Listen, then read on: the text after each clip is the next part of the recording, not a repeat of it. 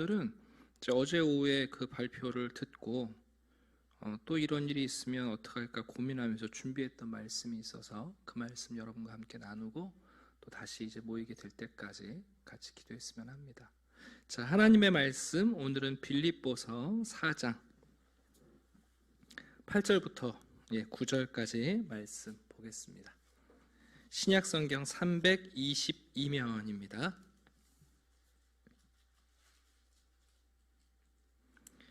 빌립보서 4장 8절과 9절 322면 우리 한번 같이 읽을까요? 자, 시작. 끝으로 형제들아 무엇이든지 참되며 무엇이든지 경건하며 무엇이든지 옳으며 무엇이든지 정결하며 무엇이든지 사랑받을 만하며 무엇이든지 칭찬받을 만하며 무슨 덕이 있든지 무슨 기림이 있든지 이것들을 생각하라. 너희는 내게 배우고 받고 듣고 본 바를 행하라. 그리하면 평강의 하나님이 너희와 함께 계시리라. 아멘. 바울에게 소원이 있었습니다. 바울은 많은 교회를 개척했지만 더 많은 교회를 개척해서 세상에서 교회 가장 많이 개척한 선교사, 이런 칭찬 듣는 게 바울의 목표는 아니었던 것 같습니다. 또 그런가 하면 바울의 목적 중에는 내가 더 많은 계시를 받아가지고 더 많은 성경책을 써야겠다 하는 것도 바울의 소원이 아니었던 것 같습니다. 더 많은 군중을 모아들여서 자기의 파당을 만들거나 자기의 추종자를 만드는 것 역시 바울의 소원이 아니었던 것 같아요. 빌립보서를 읽다 보니까 제가 추측하건대 바울의 소원이 세 가지로 요약될 수 있을 것 같습니다. 그 첫 번째 소원이 뭔가? 우리 한번 3장 9절 볼까요?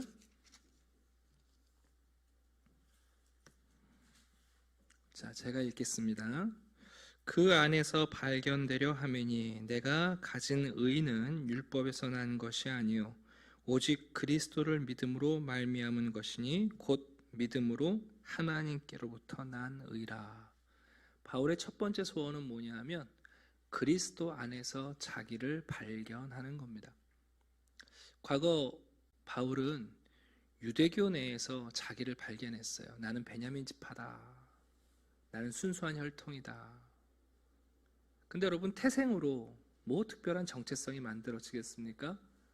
그래서 바울이 또 추구했던 것은 뭐냐면 율법을 추구하는 거죠. 난 남들보다 율법을 더 잘 지킨다.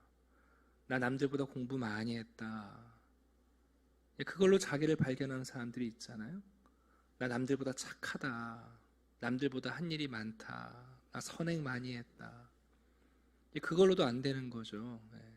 그러니까 더 어떤 것에서 자기를 발견하려고 했냐면 하나님의 적처럼 보이는 그리스도인들을 잡아 죽이는 일에 자기가 매진해서 자기를 발견하는 거예요. 나는 유대교의 독립투사다. 난 민주 열사다. 이런 것처럼 자기를 발견하는 거예요. 근데 여러분, 바울이 깨닫는 건 뭐냐면 그런 프레임 안에서 자기를 발견하는 것은 아무 의미가 없어요. 바울이 그리스도를 만난 다음에 깨달은 것은 뭐냐면 그리스도 안에서 자기를 재발견하는 거예요. 여러분, 우리는 평생 예수 안에서 우리를 재발견해요.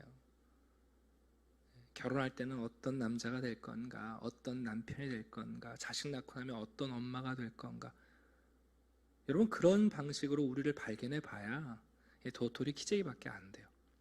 바울이 꿈꿨던 것은 뭐냐면 나는 오늘도 그리스도 안에서 발견되기를 원한다. 우리가 오늘도 말씀을 읽고 기도를 하고 매일 주일마다 여러분, 우리의 소원이 뭐냐면 그리스도 안에서 나를 규정하는 거예요. 예수 안에서 나는 어떤 사람인가? 예수 안에서 나는 어떤 사람인가? 나의 영원한 정체를 규정하는 것, 그게 바울의 첫 번째 소원이에요. 누가 뭐라고 하든, 교회가 바울을 뭐라고 하든, 대적들이 뭐라고 하든, 여러분, 그게 중요한 게 아니라 바울의 존재의 주소는 그리스도 안에 있는 거예요. 그게 여러분 첫 번째 소원이에요. 우리 성도들이 예배당에 오든 예배당을 못 올 수도 있고, 함께 모이든 모이지 못할 수도 있고, 어떤 역할을 감당하든 못할 수도 있고, 그리스도인들의 진짜 첫 번째 소원이 뭐냐면 그리스도 안에서 발견되는 거예요. 코로나 시기에도 여러분 우리가 좌절하지 않는 것은 뭐냐면 이 코로나라는 환경 속에서 코로나로 우리를 규정하는 게 아니라 또 그리스도 안에서 우리를 발견하는 거예요. 그게 첫 번째 소원이에요. 저는 저와 우리 성도들이 이 소원이 우리의 소원이 되기를 원해요. 나머지 모든 규정들은 여러분 영원한 규정이 아니에요. 믿음으로 하나님께로부터 난 의, 이게 그리스도 안에서 바울이 자기 자신을 발견했던 비밀이 됐습니다. 두 번째 소원은 뭐냐면요, 3장 12절을 한번 가볼까요? 3장 12절입니다. 제가 읽겠습니다. 내가 이미 얻었다 함도 아니요 온전히 이루었다 함도 아니라 오직 내가 그리스도 예수께 잡힌 바 된 그것을 잡으려고 달려가노라. 바울의 두 번째 소원은 뭐냐 하면 성취하는 데 있지 않고, 그리고 목적 지향적인 데 있지 않고 예수와 동행하는 데 있어요. 인간들이 어떤 거대한 계획을 세워도요, 10년 계획, 20년 계획, 그 계획은 맞춰져요. 우리가 어떤 목표를 세워도 그 목표가 우리를 끌고 가는 게 아니라 어떨 때는 좌절하게 만드는데요, 바울의 소원은 뭐였냐면 그리스도와 동행하는 거예요. 표대를 향하여 내가 달려가노라. 그러니까 우리 그리스도인들은 결코 좌절하거나 멈출 수 없는 꿈을 가진 사람들이에요. 예수와 동행하는 거예요. 예수와 동행. 또 코로나 시기에, 또 이런 위기의 시기에 어떻게 동행할 것인가. 중요한 것은 그리스도가 우리와 함께 하신다면 우리가 그분과 동행할 수 있다는 확신이 있어요. 예수님께서 성육신 하실 때 가장 비참하고 더러운, 사람들이 아무도 찾지 않는, 사람이 잠들 수 있는 방이 비어야 그제서야 찾아오는 마국간에 예수님께서 오시지 않았습니까? 문제는 이 어려운 때 코로나 속에 예수님이 우리와 함께 하신다는 거예요. 그 얘기는 뭐냐면 이곳에서 우리가 그리스도와 동행할 방법이 있다는 것을 확신하는 거예요. 기존에 했던 우리가 머물 방이 없으니까 걱정하는 게 아니라 방에서 다 밀려나서 마국간에 머물러야 하면 그곳에 예수님이 계시는 거예요. 그러니까 교회가 당분간 문을 닫는다, 예배를 못한다, 여러분 그게 핵심이 아니에요. 바울의 입장이라면 그렇다면 지금 이 상황에 우리가 그리스도와 동행할 수 있다. 방법이 뭘까? 그 고민을 하는 거예요. 목회자는 그래서 여러분 우리가 바꿀 수 없는 상황을 바꾸려고 애쓰지 않아요. 기도하면 알게 되지 않습니까? 하나님이 어떤 지혜를 주십니까? 우리가 바꿀 수 없는 것을 바꾸려고 애쓰는 것은 지혜가 아니에요. 어리석음이에요. 그때에 그리스도가 어디 계신가를 발견하고 그분과 동행할 수 있다는 것, 그리스도와 동행하는 것이 바울의 두 번째 소원이에요. 그래서 그 소원은 결코 좌절되지 않습니다. 그 소원은 결코 꺾이지 않습니다. 그 소원은 언제나 현재 진행형입니다. 자, 이제 세 번째 소원을 볼까요? 빌립보서 1장 20절로 가겠습니다. 빌립보서를 시작하면서 바울은 이 소원을 가장 먼저 말하긴 했는데요, 제가 읽어드립니다. 1장 20절. 나의 간절한 기대와 소망을 따라 아무 일에든지 부끄러워하지 아니하고 지금도 전과 같이 온전히 담대하여 살든지 죽든지 내 몸에서 그리스도가 존귀하게 되게 하려 하나니. 이게 여러분 바울의 마지막 세 번째 소원입니다. 살든지 죽든지 나는 담대하다.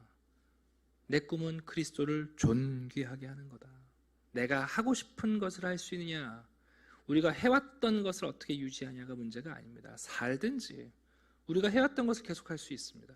죽든지 우리가 지금까지 했던 것이 모두 중단될 수 있습니다. 그러나 살든지 죽든지 핵심은 어디 있는가? 그리스도가 존귀하게 되는 겁니다. 이게 바울의 세 가지 소원입니다. 앞으로 또 어떤 일이 있을지 몰라서 제가 말씀을 묵상하면서 정말 심각한 일이 벌어지면 이 말씀을 우리 성도들과 함께 나눠야겠다고 준비해 왔는데, 오늘 새벽에 이 말씀 여러분들과 나눠드리고 또 아마 한 3주간 동안 저희가 좀 낯선 시간들을 다시 경험해야 되겠지만 이 소원이 저와 여러분의 소원이 되기를 바랍니다. 그리스도 안에서 발견되는 것, 그리스도와 동행하는 것, 그리고 살든지 죽든지 그리스도가 존귀하게 되는 것. 여러분, 이게 바울이 성도들에게 보여주었던 모범입니다. 그리고 나면 다시 이제 4장 8절로 돌아올까요? 바울이 말합니다. 그렇다면 형제들아, 무엇이든지 참되고 진리 안에서 행하고, 무엇이든지 경건하고, 모든 것이 우리의 성화를 이루고 있다는 사실을 확신하고, 무엇이든지 옳으며, 무엇이든지 정결하며, 무엇이든지 사랑받을 만하며, 무엇이든지 칭찬받을 만하며, 무슨 덕이 있든지 무슨 기다림이 있든지 이것들을 생각해라. 너희들은 내게 배우고 받고 듣고 그리스도 안에서 발견되는 것을 배웠어요. 그리스도와 동행하는 것을 받았어요. 그리스도를 존귀케 하게 살아간다고 들었어요. 그리고 이 세 가지 소원을 바울의 삶을 통해서 봤어요. 너희들은 내게 배우고 받고 듣고 그것을 본 그대로 행하라. 그리하면 평강의 하나님이 너희와 함께 하신다.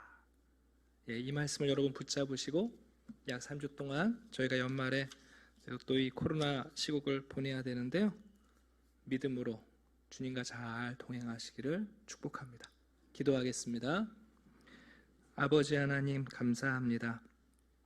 우리 사랑하는 성도들, 또 약 3주간 동안 우리 주변에 감염의 위험이 높아져서 저희들이 모임을 잠시 중단하게 됩니다. 형식적인 예배는, 또 공적인 예배는 잠시 비대면 예배로 전환될지 모르나 예수 그리스도 안에서 자신을 발견하고 그리스도와 동행하며 그리스도를 존귀케 하는 믿음의 선배들이 가르쳐 주었고 들려 주었고 우리가 보았던 그 삶을 우리도 추구하게 도와주시옵소서. 가정에서 또 직장에서 오히려 우리가 그리스도라는 이 정체성을 예배당에 출석하는 것으로가 아니라, 마당을 밟는 일로가 아니라 우리의 마음과 심령과 삶의 중심으로부터 주님을 따를 수 있도록 아버지 하나님, 우리 성도들을 격려하여 주시고, 또 특별히 한국 교계의 목회자들에게는 우리가 자랑했던 것들을 좀 내려놓고 우리도 예수 그리스도를 새롭게 그리스도 안에서 우리를 재발견하고 동행하고 그리스도를 존귀케 하는 성도들에게 본이 되는 믿음의 경건을 훈련할 수 있는 시간으로 허락해 주시옵소서. 흩어져 있는 성도들을 우리 주께서 친히 목양하시고 막대기와 지팡이로 성도들을 붙잡아 주시며 어떻게 하든지 그 믿음 안에서 반드시 승리할 수 있도록 도와주시옵소서. 감사드리며 예수 그리스도 이름으로 기도드립니다.